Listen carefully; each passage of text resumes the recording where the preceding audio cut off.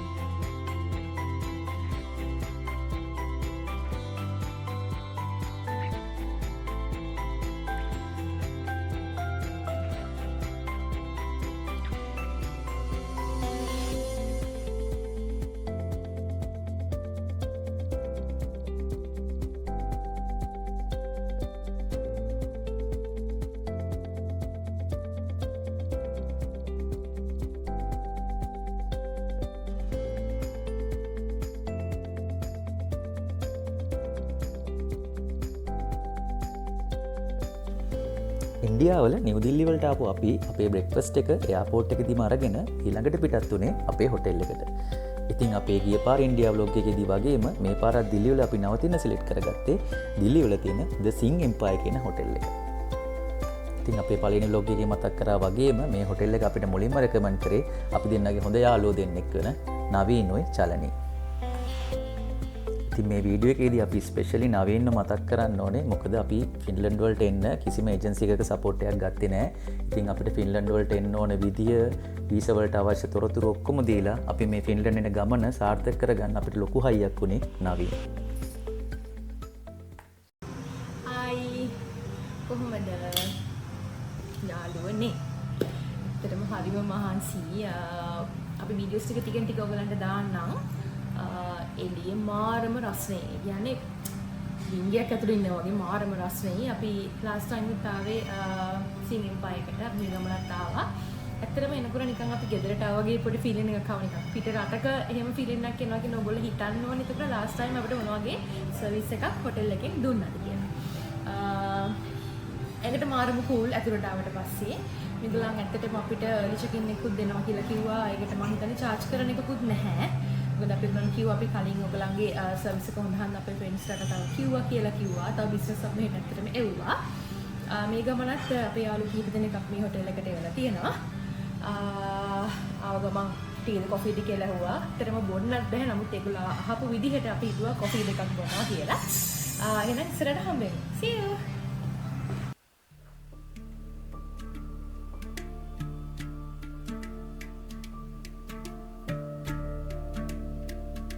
මේ තියෙන්නේ හොටෙල් එකේ දේව පූජාවෙන් අපිට දීපු දිව්‍ය ප්‍රසාද.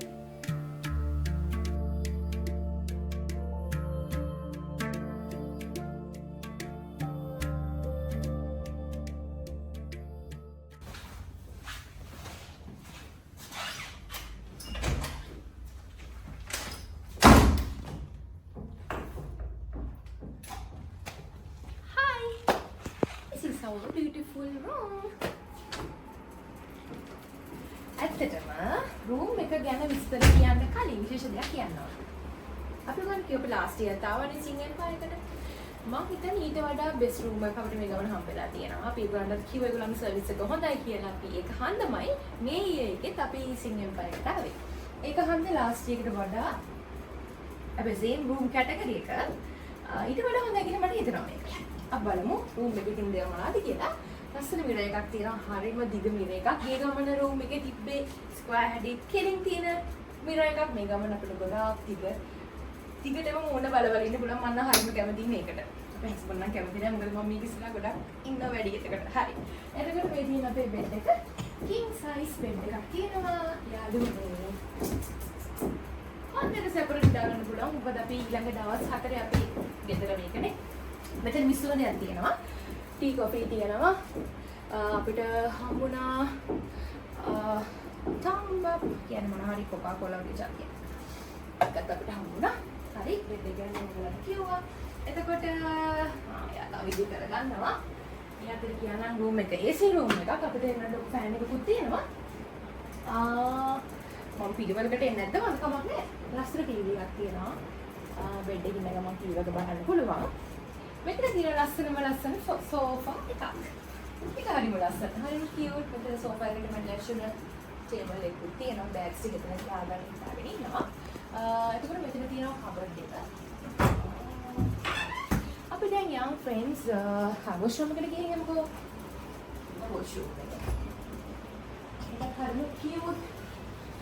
නියමටම ක්ලීන් කරලා තියෙන white color වලින් තියෙන ලස්සන washroom එකක් තියෙනවා. මේක එකම ඉන්දියාවල තියෙන කල්චර් මේක තමයි. ලාස්ට් ඊයර් එකට මෙහෙම තමයි මේ වගේ දෙයක් තිබුණේ. බාස්කට් එකයි කප් එකයි තමයි තියෙන්නේ. ෂාවර් එක තියෙන නමුත් මේක අනිවාර්යෙන් ඒගොල්ලන්ගේ වොෂ්රූම්ස් වල තියෙන දෙයක්. හරි. ඊට පස්සේ තව විශේෂම දෙයක් තියෙනවා. මේ ගමනට විශ්වම ලස්සන දෙයක් මේකේ තියෙනවා. මෙන්න බලන්න මගේ friends. එළිය එකක් ගන්න පුළුවන්. එළිය නම් ගොඩාක්ම රස්නේ. හවසට හරිම ලස්සන වෙයි කියලා මම හිතනවා. දැන් නම් ගොඩාක්ම අවුයි. ඔන්න මම ඒක දැහුවා. මොකද S2කට දවල් හන්ද ටිකක් අපහසුයි අපිට. හරි එතකොට මෙතන ලස්සන චෑනල් තියෙනවා. ඒකේ වාල්ලේ මම වීඩියෝ ඉවර කරගන්නවා. අපි තව ටිකකින් පොඩි රවුමක් දාන්න යන්න හිතාගෙන ඉන්නවා. ඒ වීඩියෝස් වලින් හම්බෙන එක දැනට බයි. හායි. කොහමද මගේ යාළුවනේ? අපි දැන් යන්නේ පොඩි ගමනක්. පොඩි ගමනක් කිව්වට ගෙදර කට්ටිය ආසම ගමනක්. අපි යන්නේ චොක්ලට් ගන්න. අපි චොක්ලට් ගන්නේ කොහෙන්ද? ඩීමාර්ට් එක. මම හිතන්නේ ඔයගලන් දන්නවත් ඇති. ඇත්තටම එතන චොක්ලට් රේන්ජ් එකක් තියෙනවා. ඒවා ගොඩක් ලාභයි. සමහර ඒවා තියෙනවා එකට එකක් ෆ්‍රී.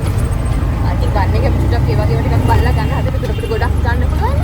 අපි යන අතරම ඉන්නේ අතරම කාය එකක් උඹ එකක් දැම්මා. අපි එන පාරේ ට්‍රැෆික් හන්ද කාය එක සෙට් වෙන්නේ නැහැ. ඉක්මනට යන්න ඕනේ හන්ද වීල් එකක් යනකම්. ඉතින් ඩීමාර්ට් එකට ගිහින් තිබුණා.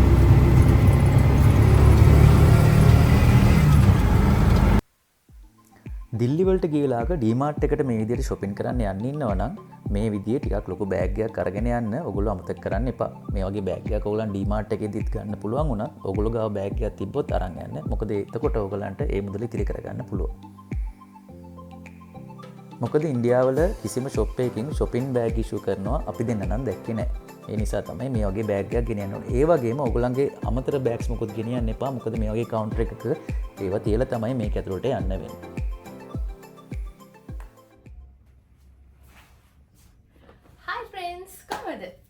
අපි ඔයගොල්ලන්ට කලින් කිව්වනේ අපි shopping යනවා කියලා. shopping ගියේ ඩීමාර්ට් එකට.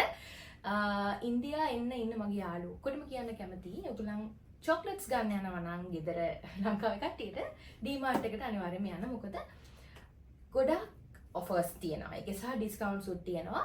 එකක් ගත්තාම තව එකක් නොමිලේ. අපිත් ඇත්තට මේ යෝගේ තැන් සර්ච් කරා.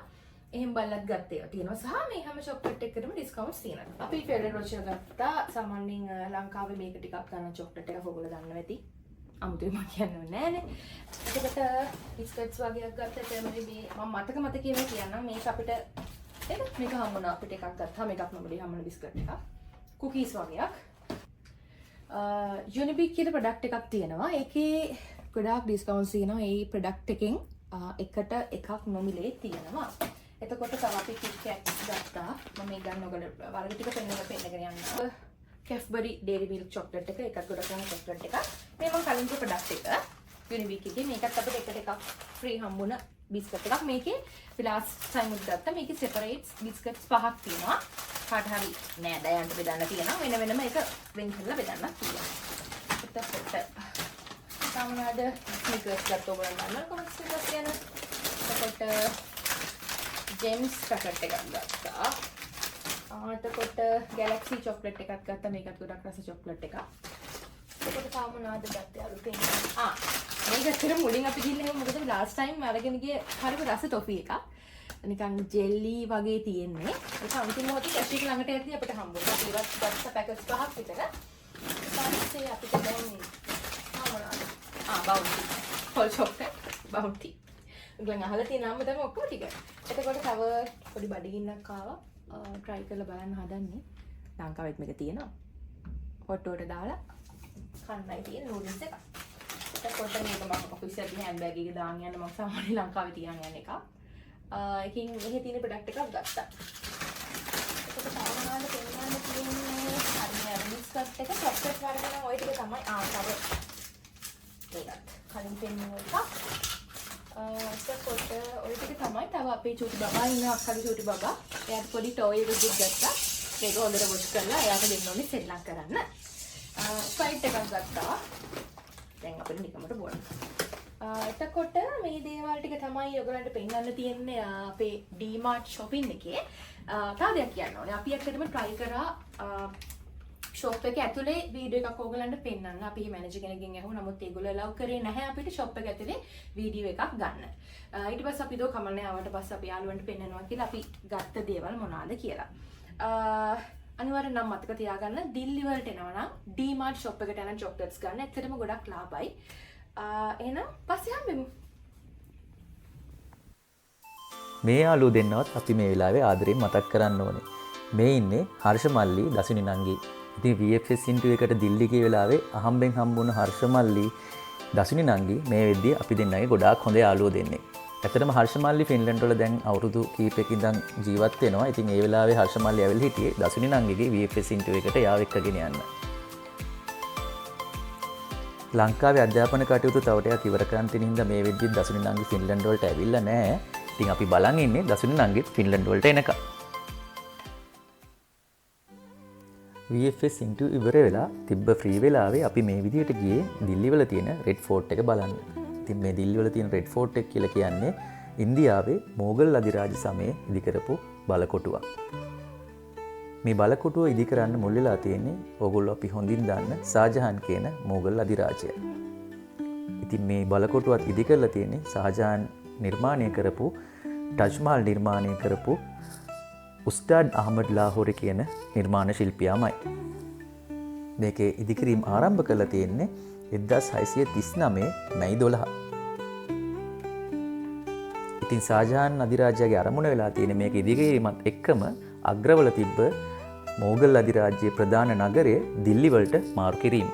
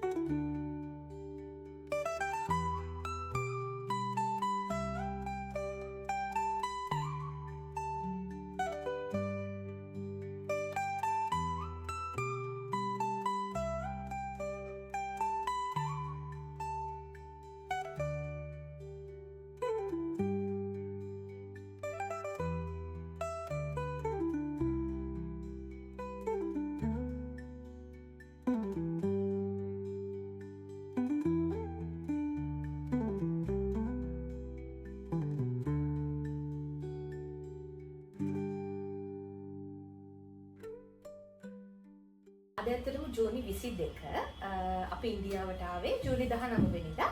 අද අපි ශ්‍රී ලංකාවට යන්න හදන්නේ. එතකොට කියන්න විශේෂ දෙයක්වත් නැහැ. පොඩි දෙයක් ඇඩ් කරන්නම්. ඇත්තටම මේ හොටෙල් එකේ සර්විස් එක ගැන මම කලින් වීඩියෝ එකෙත් එක ඔයගොල්ලන්ට කිව්වා room tour එක වෙලාවෙදී. මාරම ෆ්‍රෙන්ඩ්ලි ස්ටාෆ් එකක් ඉන්නේ. ඔයගොල්ලොත් ඉන්දියා එනවා නම්, නිව් දිල්ලි එනවා නම් හොටෙල් එකේ නම මතක තියාගන්න. සිං එම්පයර්. මොකද්ද සිං එම්පයර්? ඇත්තටම ගොඩක්ම හොඳ හොටෙල් එකක්. අපි යාළුවොත් එක්කත් අපේ අයිඩියාස් ෂෙයා කරගත්තාම ඇත්තටම ඉංග්‍රීසිගේ එක්ස්පීරියන්ස් එකත් එක්ක අපේ මේ හොටෙල් එකේ එක්ස්පීරියන්ස් එක මාරයි. එතකොට අපි බෑග් එක ලස්සනට පැක් කරගෙන තියෙනවා. ඒවනම් ඔක්කොම කරේ අපේ මහත්තයා තමයි. මම වැඩි සපෝට් කරේ නෑ බෑග්ස් ටික පැක් කරගන්න. එතකොට කොහොම සෙට් වෙලා ඉන්නේ දැන් අපි ලංකාවට යන්න. අපි පුළුවන්කමක් තිබුණොත් නිව් දිල්ලි එයාපෝට් එකේදී හම්බෙමු ෆ්‍රෙන්ඩ්ස්. බයි.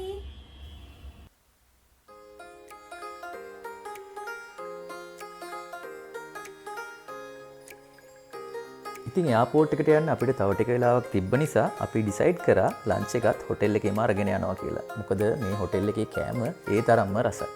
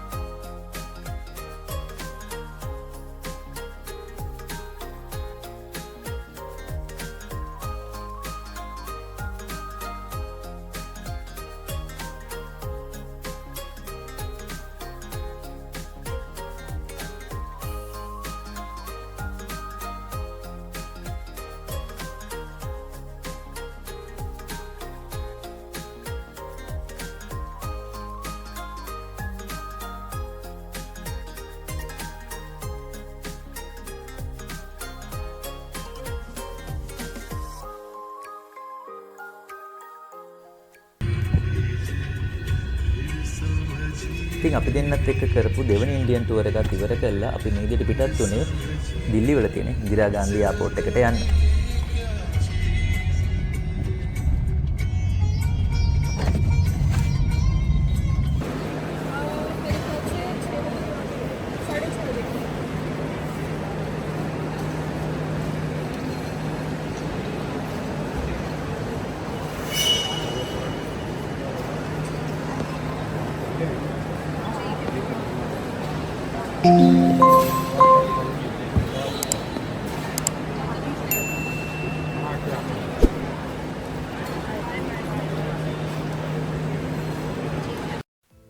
ඉතින් මේ පොඩි ක්ලිප් එක අපි ඔයගලන්ට දැම්මේ පොඩි විශේෂ පණිවිඩයක් ගේන්න. ඒ තමයි දිල්ලි වල තියෙන ඉන්දිරා ගාන්ධි එයාපෝට් එක කියලා කියන්නේ ගොඩාක් බිසි එයාපෝට් එකක්.